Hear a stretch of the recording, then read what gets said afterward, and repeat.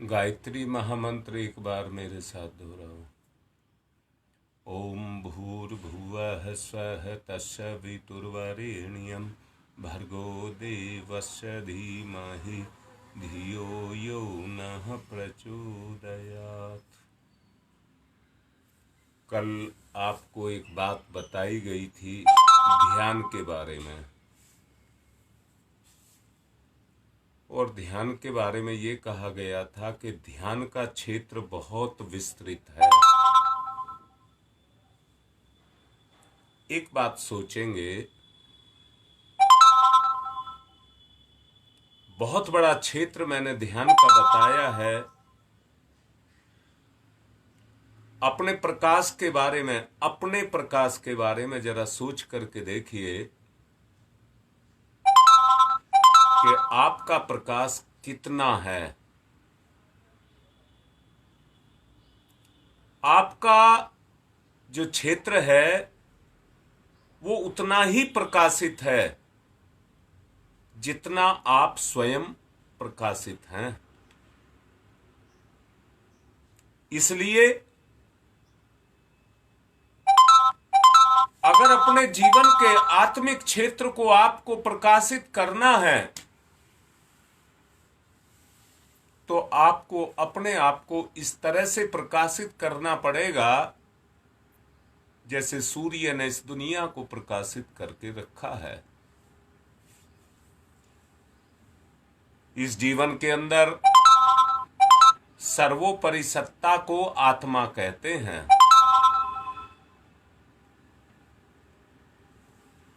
आत्मा से ही प्रकाशित ज्ञान है और आत्मा से ही प्रकाशित मन और इंद्रियां हैं। ये सब आत्मा से ही प्रकाशित हैं।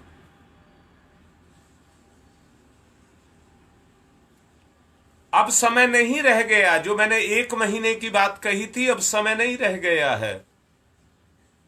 धीरे धीरे पहुंचते हुए उस महीने के पूर्णता की तरफ हम जा रहे हैं।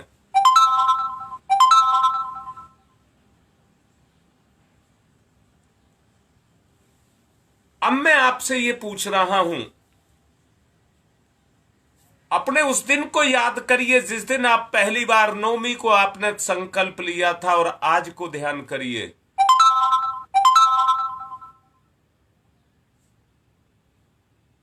परिणाम देखने हैं तो चैतन्यता के रूप में अपने जीवन में झांक करके देखना। जैसे बीज धरती को पकड़ने लग जाता है, ठीक उसी तरह से ध्यान के माध्यम से चेतना परमात्मा को पकड़ने लग जाती है।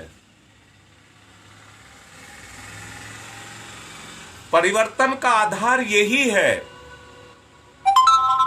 क्या आधार है? लोभ मोह काम क्रोध बुराइयां में जब हमारा सोच जाना बंद हो जाए और चेतना में हमारी सोच जाना शुरू हो जाए,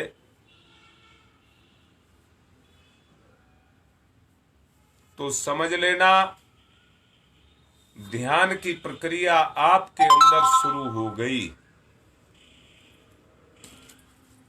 दोबारा से एक बात कहना चाहूंगा, ध्यान को अगर संधि विच्छेद किया जाए तो धी जमा यान, धी जमा यान, ध्यान। धी कहते हैं बुद्धि को, धी कहते हैं बुद्धि को, और यान कहते हैं वाहन को। 3 तरह के वाहन होते हैं। सड़क पर धरती पर चलने वाले, हवा में चलने वाले और पानी में चलने वाले। परंतु जो सड़क पर चलते हैं उन्हें सड़क का कानून मानना पड़ता है। सड़क का कानून मानना पड़ता है।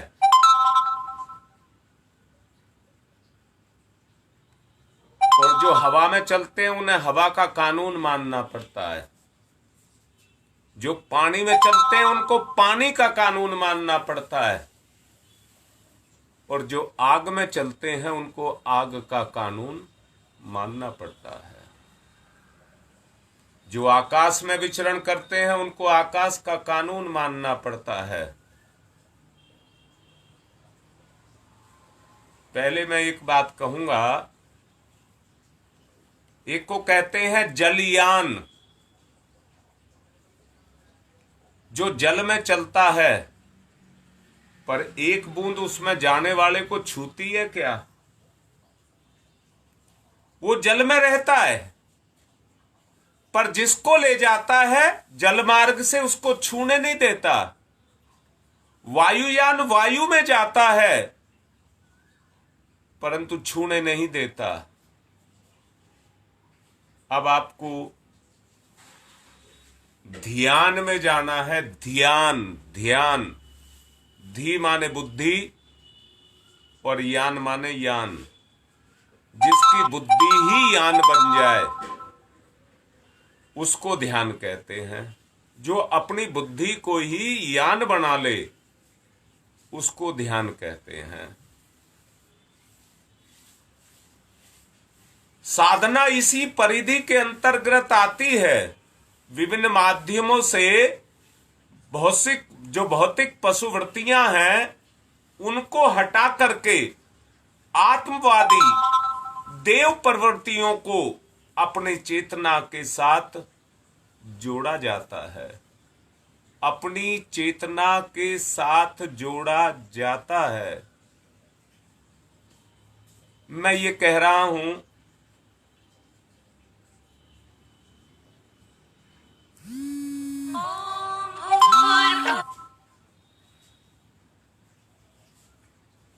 इटेरा से, अनिरुद्ध से मैं प्रार्थना कर रहा हूं किसी भी तरह से ये माता राम दुबे जो तुमने जोड़े हैं वो बार बार मुझे फोन कर रहे हैं। देखिए किस लिए कर रहे हैं। मैं आपसे ये कह रहा हूं कि आग का अपना गुण है और अपना स्वभाव भी है। जल का अपना गुण है और अपना स्वभाव भी है। इसी तरह से वायु आकाश के भी अपने स्वभाव और गुण हैं। तो आपका कोई स्वभाव और आपका कोई गुण नहीं है क्या? आपका अपना निजी कोई स्वभाव और निजी गुण नहीं है क्या? ये संसार ही सब कुछ है क्या? मैंने जो आपका निजी कहा ये तो संसार से आपने पकड़ा हुआ है। निजी वो है जो आत्मा का गुण है। निजी वो है जो आत्मा का गुण है, वो निजी गुण है। क्या अपने निजी गुण को नहीं जगाना? जो ईश्वर प्रदत्त है हमें, क्या उसको जागरण नहीं करना? बात को समझना बहुत गहराई तक। जब तक अपने निजी गुण को नहीं जगाएंगे आपकी चेतना संसार में भटकती रहेगी, भटकती रहेगी। अब मैं फिर से एक बात कह रहा हूं, अगर अपने निजी गुण को जगाना है, अगर अपने निजी गुण को जगाना है तो अपने सूक्ष्म शरीर को जगा लेना। मैंने पिछले प्रवचनों में भी आपको कहा था परमात्मा के जितने गुण हैं या आत्मीय जो गुण हैं वो अचेतन के अंदर समाये हैं। आपके मन को कंट्रोल करना, आपकी बुद्धि को कंट्रोल करना उसी का ही काम है। जब तक वो क्रियाशील नहीं होगा ऐसे समझना, घर में जब माँ बाप का नियंत्रण नहीं रह जाता है तो बच्चे अपनी मनमर्जी करने लग जाते हैं।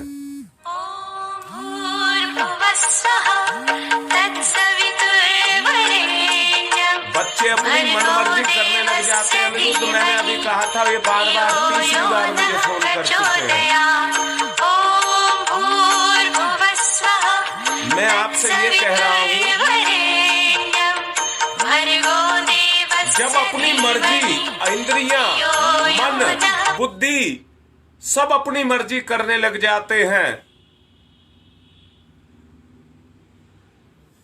तो फिर किसी पर अपना कोई नियंत्रण नहीं रह जाता है। अगर इस नियंत्रण को हम जागृत और क्रियाशील करना चाहते हैं तो अपनी बुद्धि को आपको क्रियाशील करना पड़ेगा। अपनी बुद्धि को आपको क्रियाशील करना पड़ेगा।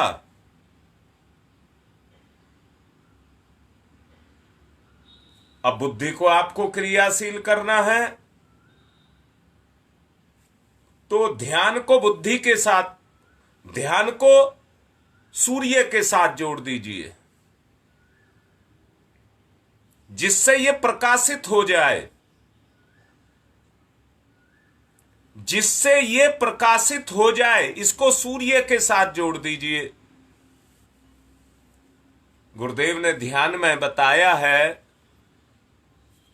यहां मैं बहुत ही आत्मिक निवेदन के साथ कह रहा हूं, हम कोई कुछ नहीं जानते हैं, जानकारियां इकट्ठी कर रहे हैं और जो जानकारी जच रही हैं उनको क्रियाशील कर रहे हैं, सक्रिय कर रहे हैं, जिससे हमारा चेतन तत्व क्रियाशील हो जाए। ध्यान की बात आपसे कह रहा हूं। सामान्यतया ध्यान जो है, आदमी आंख बंद करके बैठ जाता है और किसी छवि को अपने अंदर बसा लेता है। किसी छवि को, मंदिर में मूर्ति को, या अपने गुरु को, अपने इष्ट को,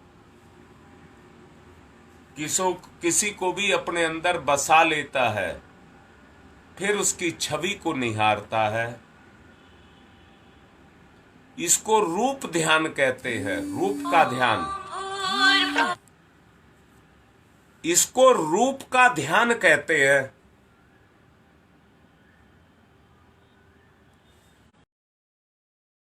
आता है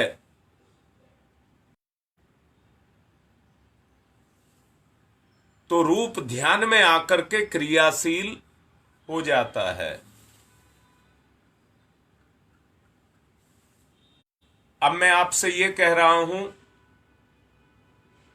जब तेज हवा चलती है तो धूल के कण उड़ते हैं और वो अपनी तरफ भी आते हैं। परम पूज्य गुरुदेव ने ध्यान की प्रक्रिया के अंदर सूर्य की ऊर्जा को वायु जैसे झोंकों के साथ में अपनी तरफ प्रवाहित होते हुए दिखाया है।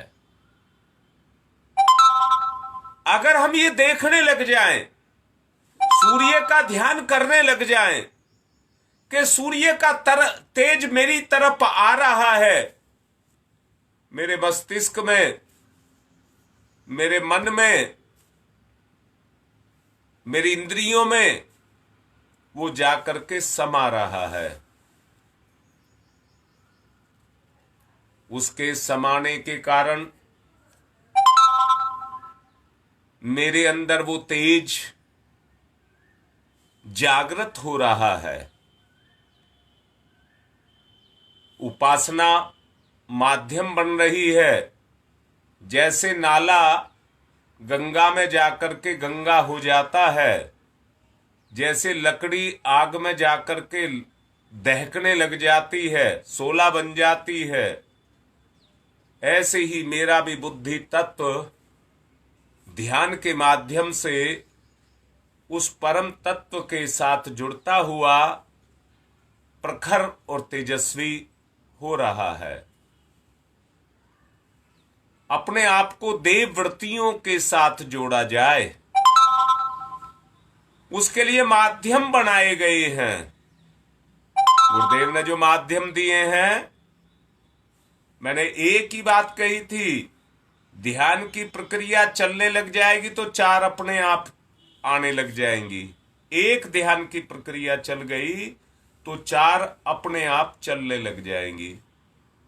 प्राणायाम, त्राटक, नाद और मुद्रा, ये अन्य चार साधन हैं। इन पे भी अपनी दृष्टि का पात करके देखिए। इनकी क्रिया पद्धतियां, भिन्नता उनमें जरूर है, किंतु तथ्य और उद्देश्य ध्यान ही पूरा करता है। ध्यान ही पूरा करता है। चिंतन का उच्च उद्देश्यों पर केंद्रीकरण किया जाए। इन सब का एकमात्र आधार उच्च कोटि की सोच बने। उच्च कोटि की सोच। याद रखना, मानसिक बिखराव, मानसिक तनाव कहां चला गया पता ही नहीं लगेगा। एक केंद्र पर केंद्रित हो जाओगे, एकाग्रता आपके अंदर जागृत हो जाएगी।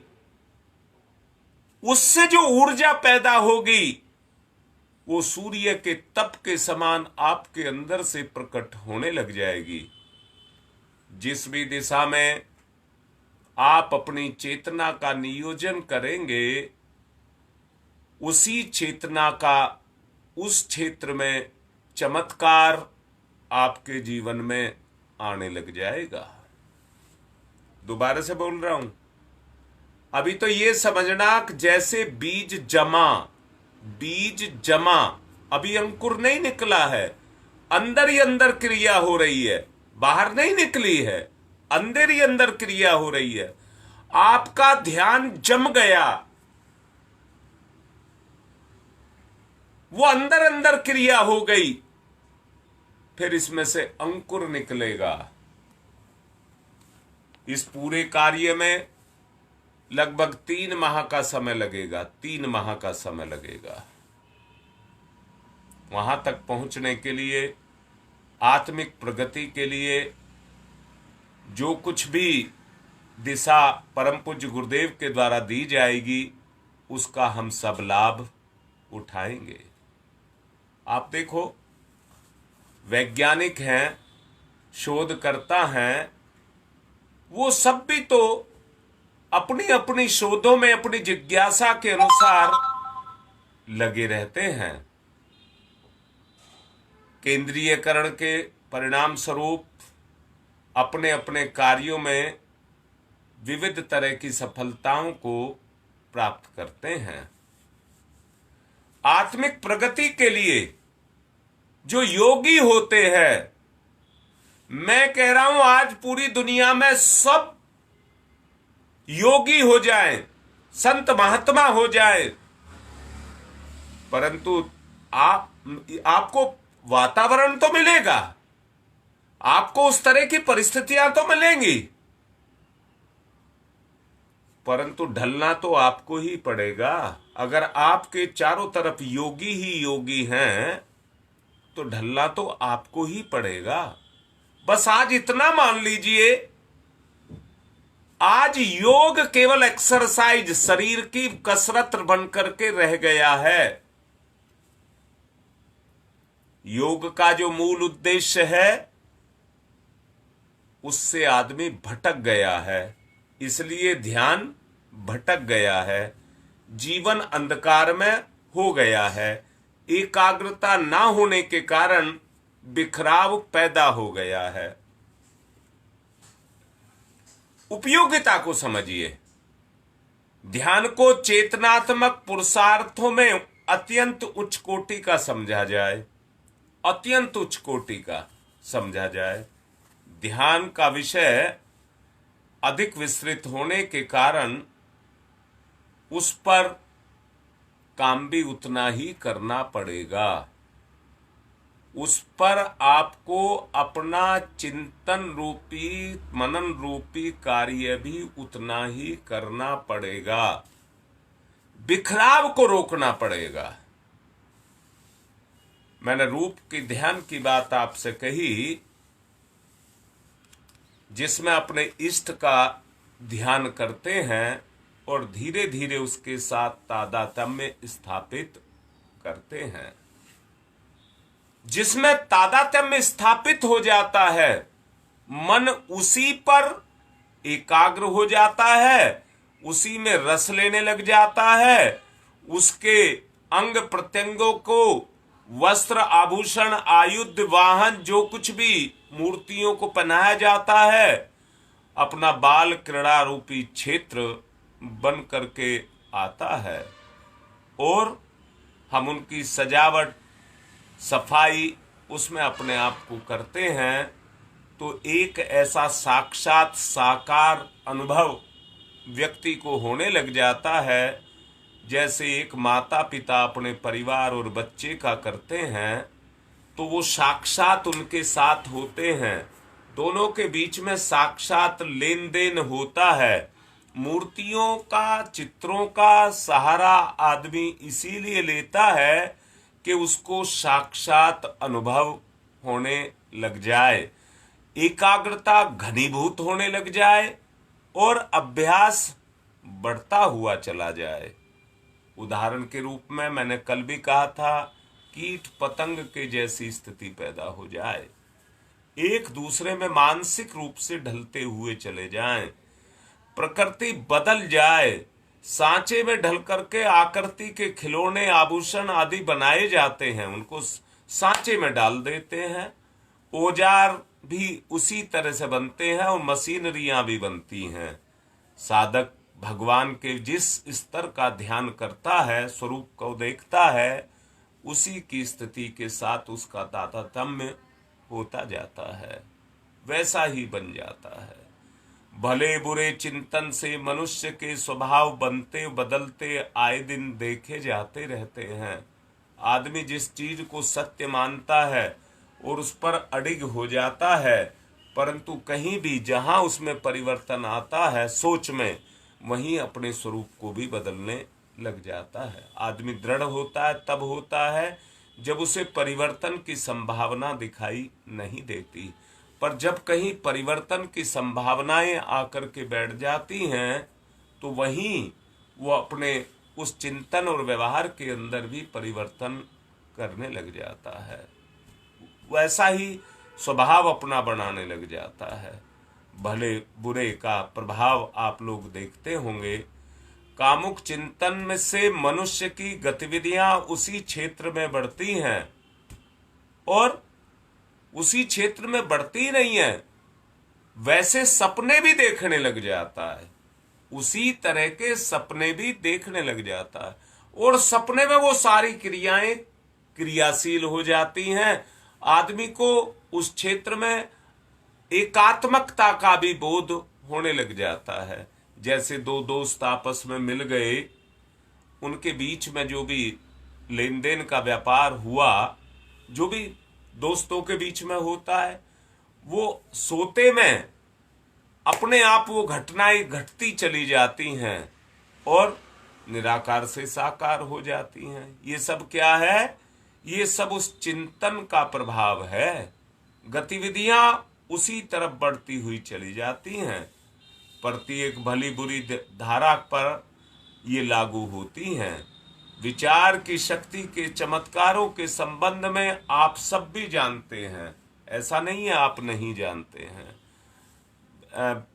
मैं ये कहूंगा, मनुष्य की प्रकृति बदलना, व्यक्तित्व बनाना और भविष्य का निर्माण करना सब कुछ विचार के ऊपर निर्भर करता है। विचार एक शक्ति है ध्यान विचारों को घनीभूत करके एक विशेष दिशा में लगाने का एक साधन है। ध्यान मैं यहां कहूंगा, जिस तरह से बारूद गोली के अंदर भरी होती है, नाल उसको दिशा धारा दे देती है। अगर गोली में ना भरी रहे तो फुस से जल जाएगी, अपना काम नहीं कर पाएगी। पर जब वो गोली में भरी रहती है और नाल में गोली भरी रहती है, तो जब वहां से संचालन किया जाता है तो बिखराव बारूद का गोली में बंधा हुआ है। बंधा हुआ होने के कारण वो सनसनाती हुई निकलती है, और जिस तरफ ध्यान लगा करके उसको छोड़ दिया जाता है, वहीं पर अपने लक्ष्य को भेद देती है। ठीक इसी ही तरह से हम भी अपने निशाने पर ध्यान के माध्यम से अपने व्यक्तित्व की गहरी परतों में आवश्यक परिवर्तन और परिष्कार करने के लिए इस ध्यान की प्रक्रिया को अपने जीवन में अपनाएं।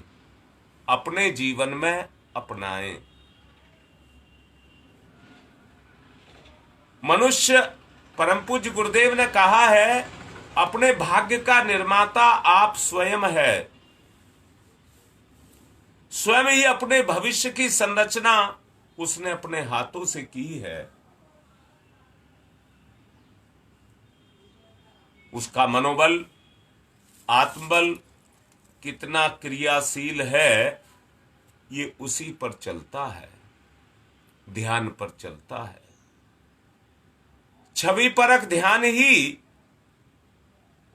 आगे बढ़ता है तो उसमें से जो प्रकट होता है उसे नाद योग बोलते हैं। अभी भी मेरे भाई बहन नाद योग करते होंगे। श्री कृष्ण की बांसुरी, शिव का डमरू और एक तारा नारद जी का, उन तीनों की धुनें उसमें निकाली जाती हैं, परंतु सुनने वाला तो केवल धुन को सुनता है, नाद योग नहीं करता, नाद योग नहीं करता। जब नाद से अपनी चेतना को तरंगित होते हुए देखता है तो उसे नाद योग कहते हैं। नाद योग में शब्द के माध्यम से ध्यान किया जाता है। अत्यंत अंतरिक्ष में, सूक्ष्म जगत में हलचलें और घटनाएं अदृश्य रूप से बदलकर ध्वनि के रूप में काम करती हैं। उन श्रवणातीत ध्वनियों को स्थूल कानों से नहीं सुना जा सकता, कर्णेंद्रियों की सहायता से उनको विकसित करके सुना जा सकता है। उसके मूल कारण को जानने के लिए उसमें सफलता मिलती है। टेलीफोन से की गई वार्ता तार के द्वारा बिजली के रूप में बदल जाती है, और जाकर के टेलीफोन में दूसरे छोर पर ध्वनि के रूप में प्रकट होती है। टेलीविजन में दृश्य इसी आधार पर तरंगों के रूप में बनते हैं और निर्दिष्ट स्थान पर जाकर के वो दृश्य बन जाते हैं। इसी प्रकार संसार में घटित हो रही या जो हो चुकी घटनाएं हैं, वो आकाश में तरंग बनकर के भ्रमण करती रहती हैं। उन्हें नाद योग के अभ्यासी अपनी सूक्ष्म कर्णेंद्रियों के द्वारा पकड़ लेते हैं और जान सकते हैं कि क्या कहां हो रहा है या हो चुका है। इतना ही नहीं, संभावनाओं की खिचड़ी के सूक्ष्म जगत की हांडी में पकती रहती है। उसकी गंध से पता लगता है कि क्या पक रहा है, अर्थात निकट भविष्य में क्या होने वाला है, उससे भविष्य का ज्ञान हो जाता है। अब मैं ये कहूंगा, आप लोग भी अपने भविष्य को देखिए कि आपका भविष्य किसमें है और कैसे अच्छा हो सकता है। गर्भस्थ शिशु का लिंग स्वरूप आंखों से नहीं दिखाई पड़ता, परंतु विशेषज्ञ उसे विशेष उपकरणों के द्वारा ये पता लगा लेते हैं कि भावी संतान की क्या स्थिति है। ठीक इसी तरह से नाद योग के द्वारा जो उसके ज्ञाता हो जाते हैं, इस भौतिक जगत की हलचलों को पूर्ण जानकारी उनके माध्यम से, नाद के माध्यम से ले लेते हैं और अपनी गतिविधियों को उसी अनुसार करना शुरू कर देते हैं। वो उसका लाभ उठाते हैं। नाद योग में कानों के छिद्र बंद करके सूक्ष्म कर्णेंद्रियों को जागृत करने का विधान है। श्रवणातीत ध्वनियां, कई प्रकार के वाद्य यंत्र और मेघ गर्जन, निर्जन, आंधी, गुंजन आदि के द्वारा होती हैं। उनके उतार चढ़ावों को देख करके न केवल प्रकृति की परिस्थितियों का, बल्कि शरीर के विभिन्न अवयवों के भीतर चल रही अदृश्य गतिविधियों का पता लगाने की क्षमता नाद के माध्यम से आदमी के अंदर जागृत होती है। ये निदान और आभास शरीर और मानसिक स्वास्थ्य रक्षा की दृष्टि से बहुत ही उपयोगी सिद्ध होता है। प्रकृति नाद योग के द्वारा कानों के छिद्र को अंदर से झंकृत करती है। ये तो हुआ प्रकृतिकृत नाद, प्रकृतिकृत नाद, जो प्रकृति अपने अंदर जिसको जागृत करती रहती है। उससे आगे की बात अनाहत ध्वनियों की भी है। अनाहत ध्वनियां निखिल ब्रह्मांड में ईश्वरीय संदेशों और संकेतों का परिभ्रमण होता रहता है। ईश्वर एक साथ सबके ऊपर काम करता रहता है, एक साथ सबके ऊपर काम करता रहता है। एक बात आप लोगों से कहूंगा, किसके अंदर प्रेरणा पैदा नहीं होती है? आंतरिक प्रेरणा किसके अंदर पैदा नहीं होती है? वो उसी की देन है, वो उसी की ही देन है। देवी शक्तियां अपना काम करती रहती हैं। उनकी इच्छाएं, गतिविधियां और उद्देश्यों का, योजनाओं का पता उन दिव्य ध्वनियों के सहारे ही पता लगाया जा सकता है।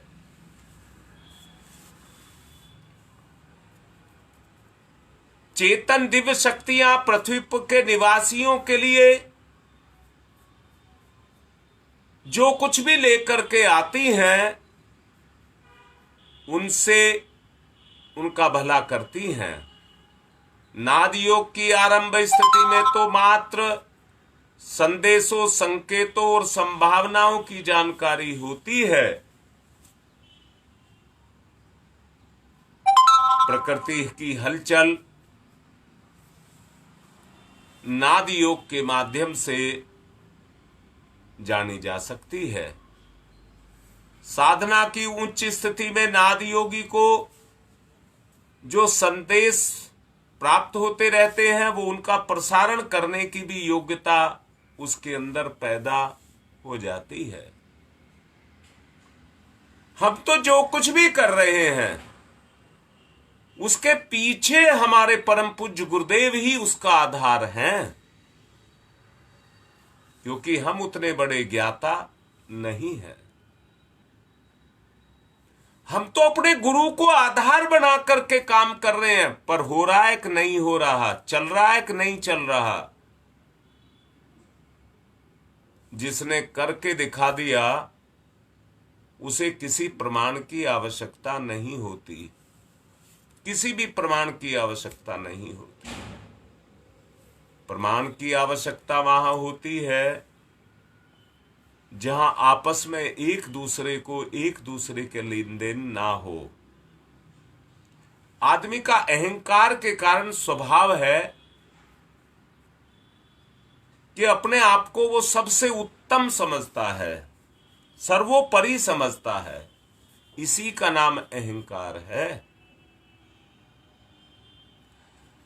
परंतु जब ये नादयोग जैसी संभावनाएं आपके अंदर आकर के बैठ जाती हैं, तब उसको पता लगता है मुझसे भी कोई ऊंची स्थिति में है, और उसका नाम है भगवान,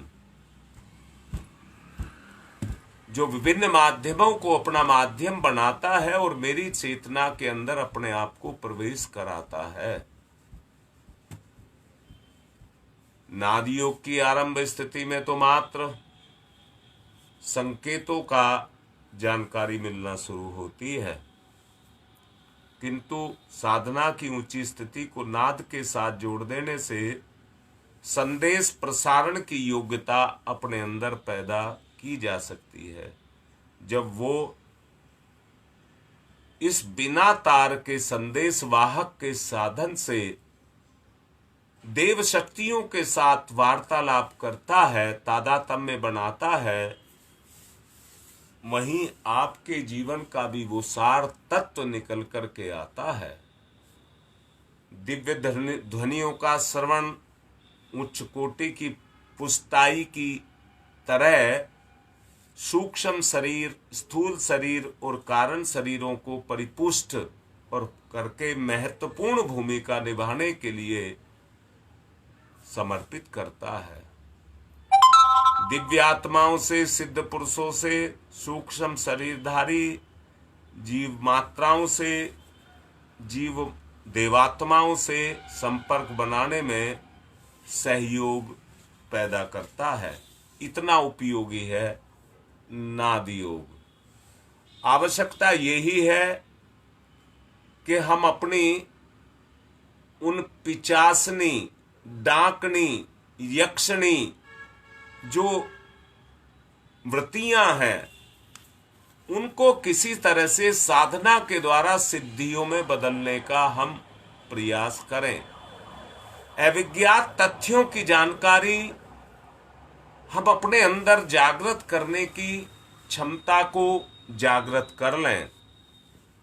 मधुर संगीत के आकर्षण और प्रभाव की पुष्टि भावना स्तर पर नहीं हो सकती, वैज्ञानिक प्रशिक्षणों से भी नहीं होती।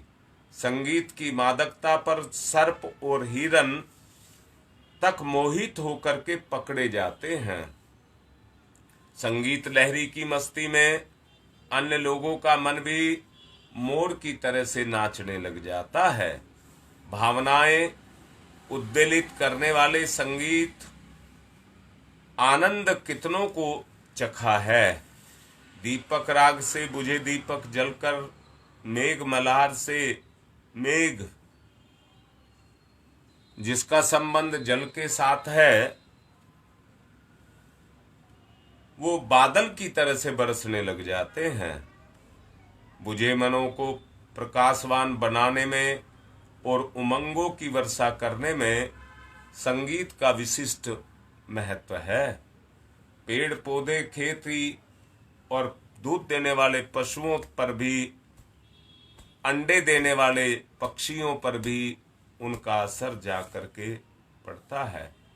मानसिक रोगी की चिकित्सा में संगीत के प्रभाव का उपयोग अनावश्यक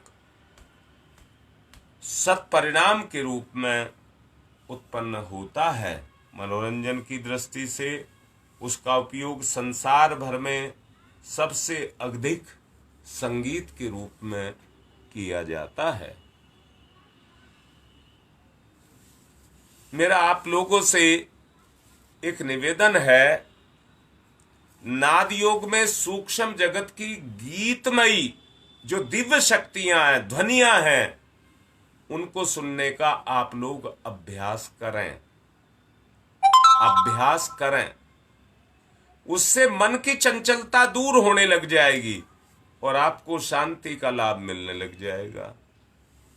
इसके अतिरिक्त इस मार्ग पर चलते हुए परमेश्वर को शब्द ब्रह्म का रूप में, पर ब्रह्म के रूप में प्राप्त किया जा सकता है। आत्मा एक ईश्वर की वाणी पहुंचने में, ईश्वर तक आत्मा की वाणी पहुंचाने का काम नाद योग के माध्यम से जागृत करते हुए आप अपने आप को अत्यंत शक्तिशाली बना सकते हैं, अत्यंत शक्तिशाली बना सकते हैं। साधक भी अपने अपने ढंग से नाद योग का उपयोग करें। मंत्र विद्या में लय और ताल दोनों को बनाएं, दोनों को बनाएं, एक तारतम्य दोनों में खड़ा करें। विशिष्ट प्रकार के शब्द चक्र विनिर्मित करते हुए अपने ढंग से विचित्र प्रभाव को उत्पन्न करें। उनका शक्तिशाली प्रवाह ध्वनि के आधार पर इसी माध्यम से, भले ही वो से कितनी ही दूरी पर क्यों ना हो, महादूरी का कोई सवाल नहीं रह जाता है, चेष्टाओं का प्रभाव होता है। नाद योग साधन शास्त्र का उच्च स्तरीय अभ्यास है। उनके प्रतिफल अनुभवी साधकों ने विस्तार पूर्वक उनको सुना, समझा और देखा है। मैं आत्मिक निवेदन करूंगा, समय कुछ ज्यादा ही होता चला जा रहा है। जो मैंने नाद के बारे में अभी आपको बताया, ध्यान के बारे में आपको बताया, मैंने कहा त्राटक है, नाद है, मुद्रा है, ये सब चीज इसी में से निकल करके आती हैं। आप अपनी इनको जागृत करने का प्रयास करें और सफलता को देखते चले जाएं। आज की बात संपन्न।